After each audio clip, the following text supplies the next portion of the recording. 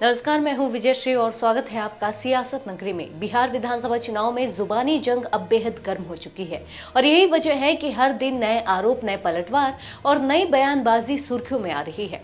इस बार सपा प्रमुख और पूर्व यूपी मुख्यमंत्री अखिलेश यादव ने विपक्षी एनडीए पर ताबड़तोड़ हमला बोला है।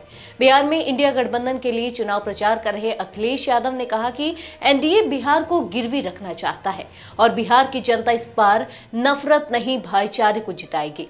अखिलेश ने दावा किया कि तेजस्वी यादव की नौकरी देने और गरीब महिलाओं को हर महीने 2500 रुपए सम्मान राशि देने के वादे से एनडीए परेशान हो गया है और इसी घबराहट में एनडीए नेता अजीबोगरीब टिप्पणी और बयानबाजी कर रहे हैं।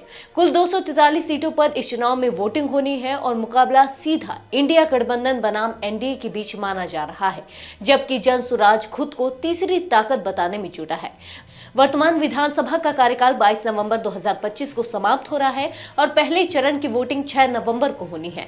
सोमवार को दरभंगा में हुई रैली में उत्तर प्रदेश के मुख्यमंत्री योगी आदित्यनाथ ने महात्मा गांधी के 3 बंदरों का उदाहरण देते हुए महागठबंधन पर हमला बोला और कहा कि महागठबंधन 3 बंदरों की टीम है। इनका नाम पप्पू, टप्पू और अप्पू है। योगी के इस बयान के बाद अखिलेश यादव ने सोशल मीडिया प्लेटफॉर्म एक्स पर पलटवार करते हुए लिखा कि जो लोग आईना देखकर आते हैं उन्हें हर तरफ बंदर नजर आते हैं और अगर बंदरों की टोली में बैठा दिया जाए तो पहचान में भी अंतर नहीं आता।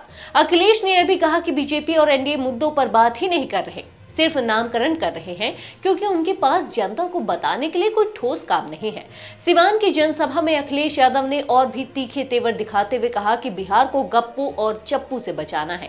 उन्होंने बीजेपी पर तंज कसते हुए याद दिलाया कि बीजेपी ने चांद पर जमीन देने, प्रत्येक नागरिक के खाते में 15 लाख रुपए जमा करने और करोड़ों नौकरियां देने का दावा किया था, लेकिन आज वो वादे कहां हैं।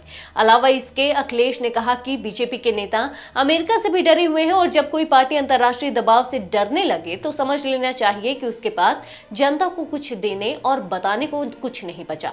अखिलेश ने कहा कि बीजेपी के बड़े गप्पू भी हैं और उनके छोटे चप्पू भी मौजूद है, लेकिन बिहार की जनता इस बार नफरत पर नहीं बल्कि प्रेम और समरसता पर वोट देगी। अखिलेश यादव ने कहा कि बिहार चुनाव सिर्फ सत्ता परिवर्तन का चुनाव नहीं बल्कि राजनीतिक सोच बदलने का चुनाव है और इस चुनाव में जनता उन लोगों को जवाब जरूर देगी जो झूठ और धमकियों के सहारे राजनीति करना चाहते हैं।